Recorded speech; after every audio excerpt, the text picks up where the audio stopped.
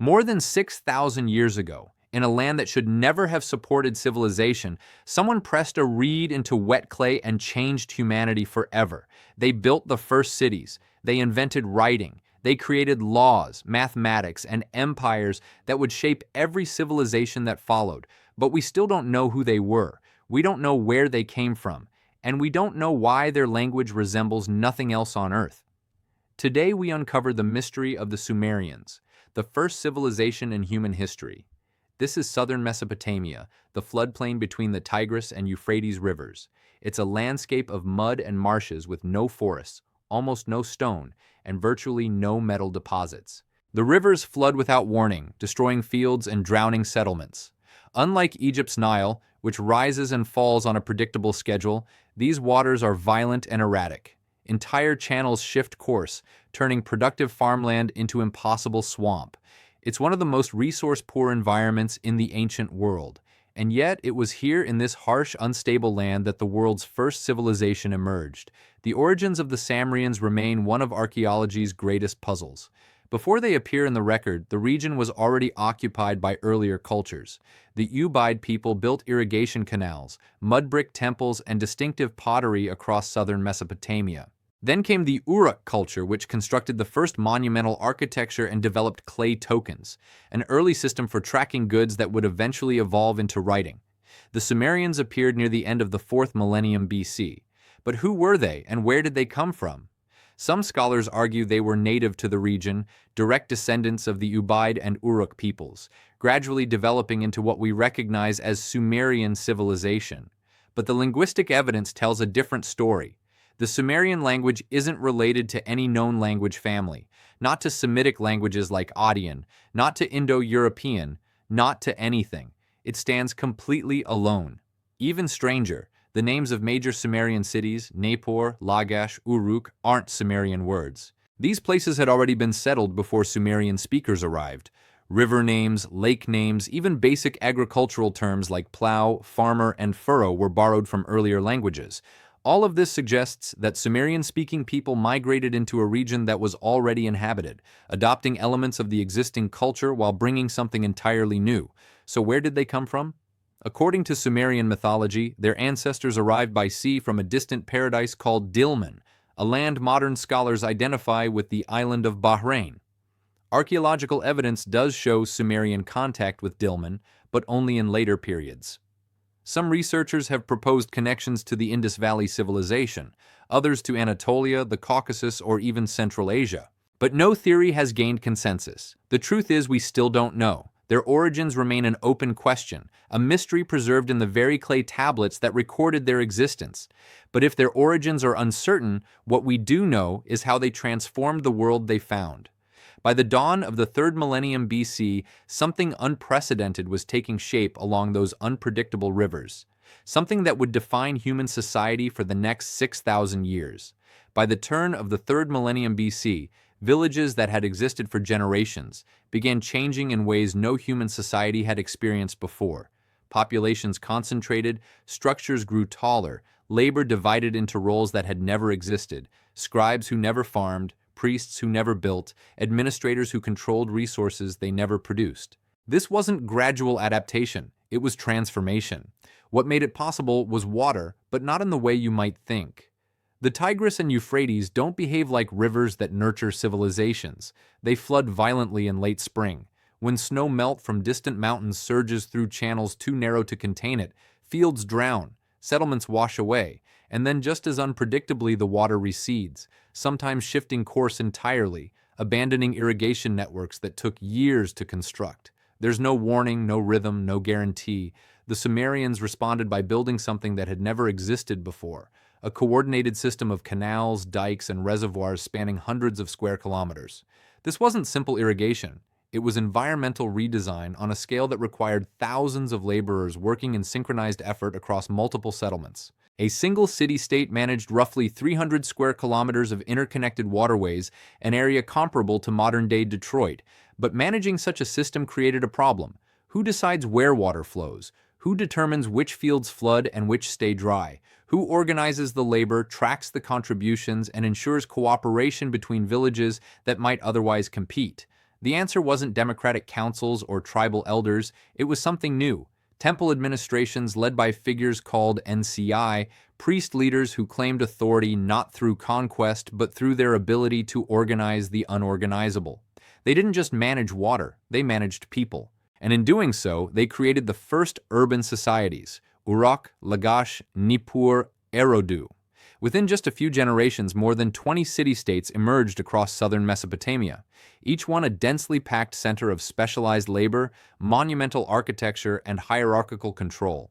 These weren't villages that grew large, they were something fundamentally different, engines of complexity that required constant coordination to survive. But if civilization emerged here through necessity, why did it never collapse? What kept these fragile systems functioning when the rivers themselves fought against them?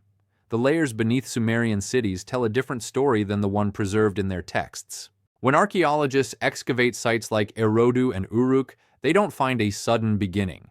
They find continuous occupations stretching back thousands of years, settlements built on top of settlements, each layer slightly more complex than the one below. The deepest levels reveal a people we now call the Ubaid culture who occupied southern Mesopotamia as early as the 6th millennium BC. They built irrigation canals. They constructed mud brick temples with characteristic T-shaped floor plans. They produced distinctive pottery, dark painted designs on pale clay found across hundreds of kilometers, suggesting either widespread trade or cultural unity. These weren't primitives waiting for civilization to arrive. They were organized, skilled, and deeply rooted. Then around 3400 BC, something shifted. A new material culture appeared, what archaeologists call the Uruk period. Settlements expanded rapidly. Temples grew into massive platforms raised on artificial mountains of brick, and for the first time, clay tokens appeared. Small geometric shapes used to track goods moving in and out of temple storerooms. Cones for grain, spheres for livestock, cylinders for oil. It wasn't writing yet, but it was accounting. It was memory made external. The Uruk culture built the largest structure of its time, a temple complex at the city of Uruk itself, covering more than 5,000 square meters. Its walls were decorated with colored stone mosaics. Its interior housed vast storage rooms filled with clay tokens, tens of thousands of them, each representing sheep, grain, oil, labor obligations. This wasn't a religious center. It was an administrative machine. And yet archaeologists cannot identify a clean break between the Ubaid, the Uruk, and what eventually becomes Sumerian. The pottery changes gradually. The temples grow larger but remain in the same locations. The irrigation systems expand but follow the same engineering principles. There is no invasion layer, no mass destruction, no sudden replacement of one people by another. So if the Sumerians didn't conquer or displace the people who came before them, what happened? Did they arrive and merge? Did they adopt the existing culture so completely that they became indistinguishable except for their language? Or were they always there? And Sumerian is simply the name we give to a culture that evolved locally but spoke a language we can no longer trace. The archaeological record offers no clear answer.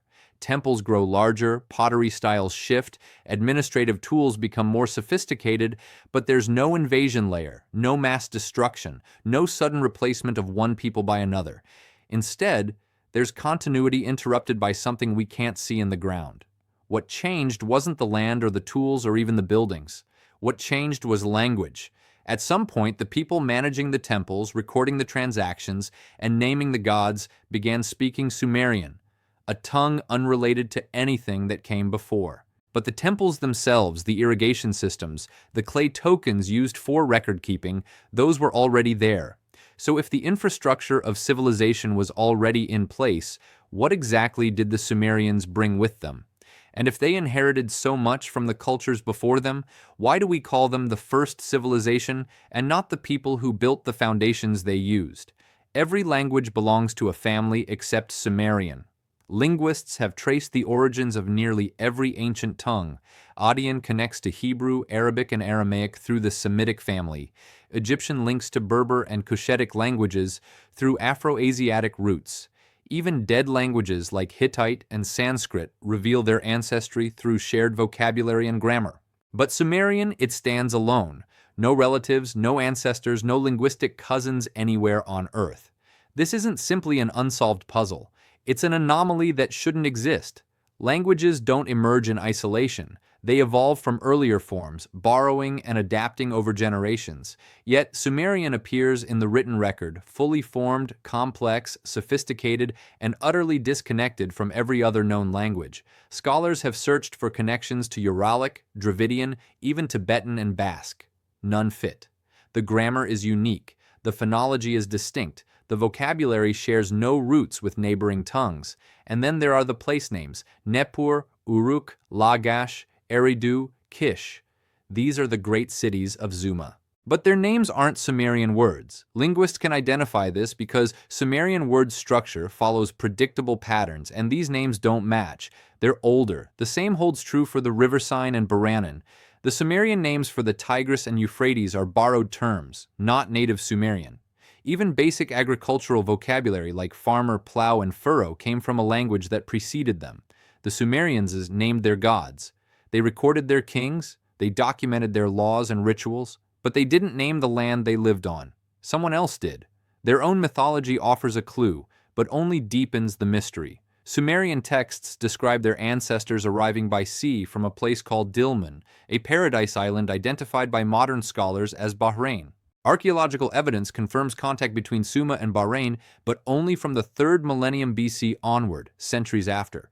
The Sumerians were already established in Mesopotamia. The timeline doesn't align. Some researchers have proposed that Sumerian speakers originated in the Indus Valley, pointing to shared administrative practices and early trade connections. Others suggest Anatolia, the Caucasus, or even Central Asia. Each theory has fragments of supporting evidence, but none has enough to convince the broader scholarly community. The problem is that archaeology reveals material culture, pottery, tools, buildings, but not language. You can't excavate grammar. The Sumerians built on top of older settlements, used irrigation systems already in place, and worshipped in temples that predated their written records. Materially, they blended seamlessly with the cultures before them. The only thing that marks them as distinct is the language they spoke and left no trace of where it came from. So, we're left with a civilization that transformed human history, yet has no identifiable origin. A people who inherited a landscape already shaped by others, but brought with them a tongue that connects to nothing. They appear in the record not as conquerors or colonizers, but as something stranger, an insertion into an existing world, speaking words no one else had ever spoken. If they didn't conquer the land and they didn't displace the population, how did they rise to control the most complex societies on Earth? The earliest Sumerian cities had no palaces. This is not an assumption, it's what the archaeological record shows. Temples dominate the landscape, massive platforms rising above the floodplain, their walls thick enough to store grain for thousands, their courtyards large enough to gather entire populations. But royal residences, throne rooms, fortified centers of monarchical power, they don't appear until much later. For centuries, the most complex societies on Earth had no kings. So, who was in charge? The answer lies in thousands of clay tablets recovered from temple archives. These aren't mythological texts or royal proclamations. They're administrative records, receipts, work assignments, land distributions, ration lists, and they reveal something unexpected. The temples weren't just religious centers. They were economic engines. They owned the land. They controlled the labor. They distributed food and resources to workers, artisans, and farmers. In essence, they were the government. At the head of each temple stood a figure called the Ini, usually translated as governor or priest-king, though neither term captures what the role actually was. The Ini wasn't a king in any traditional sense. He didn't inherit power through royal lineage. He wasn't a military commander. His authority came from his position as the god's representative on earth responsible for managing the divine estate. The title itself translates literally as the one who divides the temple land, because in Sumerian thought, all land belonged to the gods. The Eni merely organized its use. But he didn't rule alone. Records describe councils of elders, respected members of the community who deliberated on major decisions. Some texts reference citizen assemblies, gatherings where free men discussed public matters and gave consent to significant actions. The NCI held administrative power, but it was balanced by communal voices. Authority was distributed, not concentrated. Decisions were collective, not autocratic. This wasn't democracy in the modern sense. It wasn't egalitarian, but it also wasn't despotism. Power operated through religious legitimacy, economic control, and community consensus, an intricate balance that kept early Sumerian cities functioning without centralized monarchs. And yet this system had a fundamental vulnerability. Temple economies depended on irrigation. Irrigation depended on cooperation, and cooperation broke down when cities competed for the same water. A canal dug upstream could starve fields downstream. A dam built on contested land could trigger conflict. As populations grew and resources tightened, disputes became inevitable, not just between individuals, but between entire city-states. The NC was a manager, a priest, an administrator, but he was not a warrior. And when disputes over water and land could no longer be resolved through negotiation, the Sumerians faced a problem their system wasn't designed to handle. Someone had to organize defense. Someone had to lead armies. Someone had to make decisions quickly without councils or assemblies slowing the process. And so, reluctantly at first, cities began appointing temporary military leaders during times of crisis. Figures called lugal, meaning big man. At first, these roles were meant to be short-term. Emergency powers granted for the duration of a conflict, then relinquished once peace returned. But once power is concentrated, it rarely gives itself back willingly. The transition from priest to king is recorded not in grand declarations, but in the slow accumulation of titles. Early inscriptions identify rulers simply as NCI, temple administrators, but by the mid-3rd millennium BC, a new term appears alongside it, lugal. At first, the two titles coexist. A ruler might be called Eni in religious contexts and lugal in military ones, as if the community still distinguished between sacred authority and war leadership. But over time, lugal begins to replace ensi entirely. The shift is subtle in the records, but its implications are profound. Authority was no longer derived from managing the god's estate. It came from commanding armies. What caused this transformation wasn't ideology, it was necessity. Water conflicts between city-states escalated into sustained warfare. Fortification walls appear in the archaeological record. Massive mud brick barriers encircling urban centers, some more than 6 men thick. These weren't symbolic. They were built to withstand siege. Weapons become more standardized. Burial sites reveal organized military units with soldiers interred alongside their equipment in ways that suggest formal hierarchies. Warfare wasn't occasional raiding anymore. It was systematic, organized, and required permanent military leadership. Thiel emerged to meet that need. Initially appointed during crisis, these big men were expected to relinquish power once the threat passed. But the threats didn't pass. Conflicts became chronic, and a commander who had just led his city to victory, who controlled loyal armed men and enjoyed popular support, was not easily convinced to step aside for a council of elders and a priest administrator. So the lugal stayed. And then something even more significant happened. The title became hereditary. Sons succeeded fathers. Military leadership turned into dynastic rule. The Sumerian king list, a document compiling rulers from legendary times to historical periods, begins to record unbroken lineages, father to son, generation after generation. This wasn't a return to temporary leadership, it was the birth of monarchy. With kingship came palaces. For the first time, archaeological sites revealed distinct royal residences separate from temples. These structures aren't just homes. They're administrative centers with throne rooms, audience halls, and storage facilities rivaling those of the temples. Power was physically relocating from sacred precincts to secular fortresses. The NCI didn't disappear entirely. In some cities, the title persisted as a subordinate role, more like a mayor or high priest under royal authority. But the balance had shifted irreversibly. Kings commanded armies, controlled taxation, directed construction projects, and made unilateral decisions that once required communal consent. Councils of elders still existed in theory, but their influence waned. Citizen assemblies were convened less frequently, their role reduced to affirming decisions already made. This was not a coup, it was erosion.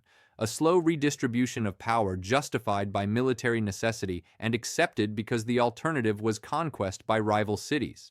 Yet this consolidation of authority created a new problem. Kings ruled through command, but commands are temporary. They exist in the moment, spoken and then lost. If a king wanted his authority to outlive him, if he wanted laws, treaties, land grants, and decrees to endure beyond his voice, he needed something that had never existed before. He needed his words to become permanent. And so just as war reshaped governance, the demands of governance reshaped something far more fundamental, human memory itself. Before writing, human knowledge died with the people who carried it. A farmer's understanding of flood patterns, a priest's memorized hymns, a merchant's trade routes. All of it vanished when they did. Societies could accumulate experience across generations through oral tradition, but memory was fragile. It distorted. It simplified. It forgot. Humanity had no way to preserve complexity across time until someone in Sumer pressed a reed into wet clay and changed the nature of thought itself. But writing didn't begin as language. It began as numbers. The earliest examples aren't poetry or prayers, they're accounting records, small clay tokens, cones, spheres, cylinders used to track goods moving through temple storerooms. One cone equals one measure of grain. One sphere equals one sheep. These tokens were pressed into soft clay envelopes to create tamper-proof records of transactions. Over time, administrators realized they didn't need the physical tokens. They could just press their shapes into the clay. Symbols replaced objects. Then something unexpected happened. The symbols began representing not just things but sounds. A pictograph of a foot originally meant foot, but the Sumerian word for foot du also meant to go. So the symbol began representing the sound du regardless of meaning. Other symbols followed the same pattern. Images became phonetic components. Symbols could now be combined to write any word, even abstract concepts that had no physical form. By 3200 BC, Sumerian scribes had developed a full writing system, cuneiform, named for the wedge-shaped marks left by reeds pressed into clay. And once language could be written, everything changed. Kings issued law codes, rules that would outlive their reign. The earliest known legal reforms come from Urukagina of Lagash, who documented protections for widows, orphans, and the poor around 2300 BC. These weren't suggestions or oral traditions. They were enforceable standards preserved in permanent form. Later, Ur-Nammu of Ur created the oldest surviving law code detailing penalties for crimes, procedures for disputes, and protections for property. Justice was no longer dependent on the memory of elders. It was encoded. Myths were recorded. The Epic of Gilgamesh, parts of which date to the early dynastic period, became the world's oldest known literary work. A story about mortality, friendship, and the limits of power, copied and recopied for thousands of years. Prayers were standardized, ensuring that rituals performed in one generation matched those of the next. Medical texts documented treatments. Mathematical tablets taught geometry and algebra. Astronomical records tracked celestial movements with precision that wouldn't be matched for millennia. But perhaps the most revolutionary shift was educational. Scribal schools, eduba, literally tablet houses appeared in every major city. Students spent years mastering uniform, copying literary texts, practicing administrative documents, and memorizing vast lists of vocabulary. Thousands of student practice tablets survive, many with corrections marked by teachers. Writing wasn't just a tool for elites. It created a professional class whose authority came from knowledge, not lineage or military power. And then cuneiform spread. Neighboring peoples, Adians, Elamites, Hittites, even distant cultures in Anatolia and the Levant adopted the script. They used it to write their own languages, adapting Sumerian signs to fit entirely different phonetic systems. Sumerian itself became a language of scholarship, studied by scribes across the ancient Near East long after native speakers disappeared. Temples in Babylon taught Sumerian grammar 1,000 years after Sumer fell. Kings in Assyria collected Sumerian literary texts as prized possessions. Sumerian culture had achieved something unprecedented. It outlived its creators. The ideas, laws, myths, and administrative systems encoded in Cuneiform continued shaping civilizations long after Sumerian political power collapsed. But that raises an unsettling question. If Sumerian knowledge spread so widely that others mastered it, refined it, and used it to build their own empires, what happened when those others turned that knowledge against Sumer itself? By the 24th century BC, the Sumerians had created something they could no longer contain. Their writing system had spread north into Adian-speaking regions. Their gods were worshipped in cities they'd never ruled. Their administrative techniques were copied by peoples who had once been peripheral to Mesopotamian power. Sumerian culture had become the foundation of Near Eastern civilization, but Sumerian political control was fragmenting. City-states that had once coordinated through temples and trade were now locked in cycles of warfare, each vying for dominance over shrinking resources. And then a figure appeared who would unify them, but not as a Sumerian. His name was Sargon, and he came from Akkad, a city somewhere in northern Mesopotamia whose precise location has never been found. The inscriptions describe him as a man of humble origins, possibly a cupbearer to the king of Kish, who seized power through a combination of military brilliance and ruthless ambition. Around 2334 BC, Sargon conquered the Sumerian city-states one by one. Uruk-Lagash.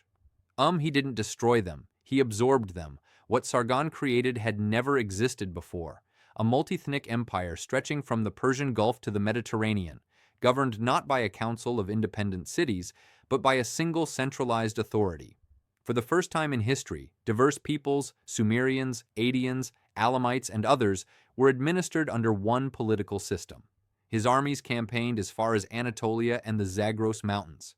His trade networks reached the Indus Valley. The scale was unprecedented. But here's what makes Sargon's empire so strange. He didn't replace Sumerian culture, he adopted it. Akkadian became the administrative language, but cuneiform, the Sumerian script, remained the writing system. Sumerian gods were worshipped in Adian temples, often under their original names. Legal codes continued to follow Sumerian precedents. Scribes still learned Sumerian as the language of scholarship and religion, even as they conducted daily business in Adian. Sargon even claimed legitimacy by taking the title King of Sumer and Akkad, presenting himself not as a conqueror, but as the rightful inheritor of Sumerian authority. In effect, Sumerian civilization survived, but Sumerian independence did not. The paradox deepens when you examine the archaeological record. Adian imperial expansion brought Sumerian artistic styles, architectural techniques, and religious iconography to regions that had never been under Sumerian control. Cylinder seals, small engraved stones used to mark documents, show Sumerian mythological scenes produced in cities hundreds of kilometers from Sumer itself. Temples built in the Akkadian heartland replicate Sumerian designs. The culture spread farther under foreign rule than it ever had under native governance. Yet something essential was lost. Sumerian as a spoken language began to decline. Administrative records shift increasingly to Adian. By the end of Sargon's dynasty, which lasted roughly 140 years, Sumerian speakers were becoming a minority in their own homeland. The cities remained. The temples still functioned, but the people who had once defined Sumerian identity were being absorbed into a larger, more diverse imperial population. Sargon's grandson, Naram-Sin, pushed the transformation even further. He declared himself a god, something no Sumerian ruler had dared, and commissioned monuments depicting himself trampling Snort's enemies beneath divine symbols. His inscriptions boast of conquests reaching the four corners of the world. The Akkadian Empire at its height controlled more territory than any previous state, enforcing tribute systems, standardizing weights and measures, and maintaining a standing army that could be deployed across vast distances. But empires built on conquest are fragile. Around 2150 BC, the Akkadian Empire collapsed. The causes are debated. Environmental stress, internal rebellion, invasions by the Gutians from the Zagros Mountains. Whatever the combination, centralized authority disintegrated, cities reverted to independence. Trade networks fractured. The first great empire in history ended not with a dramatic fall, but with a slow unraveling into regionalism and disorder. And yet, even as the empire fell, Sumerian ideas endured. The next wave of rulers, whether Sumerian or not, would continue writing in cuneiform, worshipping the same gods, and invoking the same legal traditions. Sumerian culture had become the bedrock of Mesopotamian civilization, outlasting every political structure built upon it. But that raises a deeper question. If Sumerian culture survived imperial collapse, could the Sumerians themselves reclaim control? Or had they already become something else entirely, dissolved into the very civilization they created? For a brief moment, Sumer became more organized than it had ever been, and that may have been its undoing. After the Akkadian collapse, southern Mesopotamia fractured into competing powers, but But around 2112 BC, a new dynasty emerged from the city of Ur, the Third Dynasty, as scholars call it, and did something remarkable. It didn't just restore Sumerian independence, it perfected Sumerian administration to a degree that previous generations had never achieved. Centralization reached heights that would have been unimaginable to the early Ensa priest administrators. The kings of three, particularly Onamu and his son Shuli, rebuilt the irrigation systems that had deteriorated during decades of conflict. They constructed massive ziggurats, step temple platforms that dominated the skyline of every major city. The ziggurat at Ur still stands partially intact today, a monument to architectural ambition. These weren't just religious symbols. They were declarations of control, proof that the state could marshal thousands of laborers toward a single coordinated purpose. But the most striking achievement was bureaucratic. The administrative archives from are staggering in their detail. Scribes tracked everything. Grain distributions down to the leader, labor assignments down to the day, livestock inventories down to individual animals. One archive from the city of Podsisdaran records the movement of more than 300,000 sheep and goats over just a few decades. Workers received rations calculated precisely based on their tasks. More for heavy labor, less for supervisory roles, specific amounts for women, children, and slaves. The system was so efficient that some scholars have compared it to a command economy. Sumerian language was restored as the official tongue of administration, even though most of the population likely still spoke Adian. Legal reforms were codified under Ur-Nammu's law code, the earliest surviving example of written law, predating Hammurabi by more than 3 centuries. Trade networks were re-established, weights and measures were standardized across the empire. For the first time since the Akkadian period, southern Mesopotamia functioned as a unified state. On the surface, it looked like a renaissance. Sumerian culture had returned to dominance.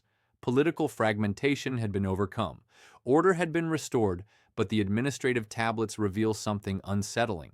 The system was too efficient. Every worker, every ration, every resource was accounted for, meaning there was no slack, no flexibility, no room for disruption.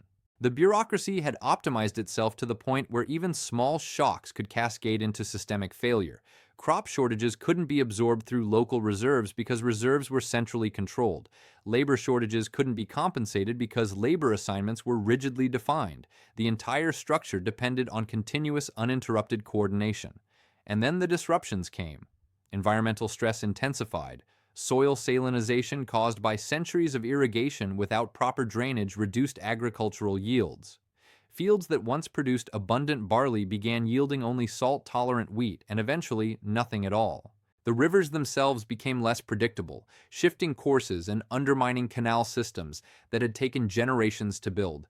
Climate records suggest a prolonged drought around 2000 BC, straining an already fragile system. At the same time, external pressures mounted. Nomadic groups, Amorites from the west, Elamites from the east, pressed against the borders. The centralized state that had seemed so powerful struggled to defend its frontiers while maintaining internal order. And because everything was interconnected, a breakdown in one area triggered failures elsewhere. Lost tax revenue meant fewer rations. Fewer rations meant labor unrest. Labor unrest meant reduced productivity. Reduced productivity meant even less revenue. The administration grew more desperate. Tablets from the final years show increasingly frantic attempts to maintain control. Reassignments of workers, emergency grain transfers, military conscriptions, but the system had been designed for stability, not crisis. It couldn't adapt. So if the 3 represented the peak of Sumerian organizational achievement, the culmination of 3,000 years of accumulated knowledge, why did it collapse so completely? And why, once it fell, did Sumer never recover? In 2004 BC, the city of Ur fell, and with it the last independent Sumerian state. The end is documented not in triumphal inscriptions, but in lamentation texts, poems of grief so raw they were copied and recited for centuries afterward. The lamentation over the destruction of Ur describes the gods themselves abandoning the city. Nana, the moon god and Ur's patron deity, is said to have turned away as enemies breached the walls. Temples were desecrated, granaries burned, bodies filled the streets. The text doesn't just mourn the physical destruction, it mourns the collapse of divine order, the sense that the world had broken in a way that couldn't be repaired. The invaders were Elamites from the east, but they weren't the cause. They were the final blow. The system had already been failing. Salinization had turned fertile fields into white crusts of salt. Bureaucratic records show grain yields dropping year after year. Canals silted up faster than they could be cleared. The rivers unmanaged shifted course and flooded unpredictably. The infrastructure that had sustained Sumer for millennia was collapsing under its own weight. Amorite pastoralists who had been migrating into Mesopotamia for decades occupied the weakened cities. They didn't conquer Sumer in a traditional sense. They filled the vacuum left by its disintegration. Within a generation, Sumerian political structures ceased to exist. The title king of Sumer and Akkad was claimed by Amorite rulers who governed from new capitals, Ain Lassa, and eventually Babylon. But here's what makes the end of Sumer so strange. The Sumerians didn't vanish. They dissolved. Sumerian temples continued functioning under new management. Scribes still copied Sumerian literary texts. Sumerian gods were worshipped by Babylonians and Assyrians for another 2,000 years. The legal principles, mathematical systems, and astronomical records developed in Sumer became the foundation of every subsequent Mesopotamian civilization. Even the language survived not as a living tongue, but as the scholarly language of priests and scholars studied the way Latin would be studied in medieval Europe. Sumer ended not because it was forgotten, but because it was absorbed. Its innovations became so fundamental to Near Eastern civilization that they no longer needed a Sumerian state to sustain them. The people who had once called themselves Sumerian intermarried, adopted new languages, and merged into the broader populations of Babylon and Assyria. Their identity faded, but their legacy became inescapable. Civilization, it turns out, is not a single invention. It's a continuous act of balance between order and flexibility, control and adaptation, growth and sustainability. The Sumerians were the first to attempt that balance. They succeeded for nearly 3,000 years, and when they failed, they taught every civilization that followed a lesson. We're still learning complexity can sustain itself for centuries, but it can also become the very thing that destroys it. If the first civilization collapsed under the weight of its own sophistication, what does that say about ours?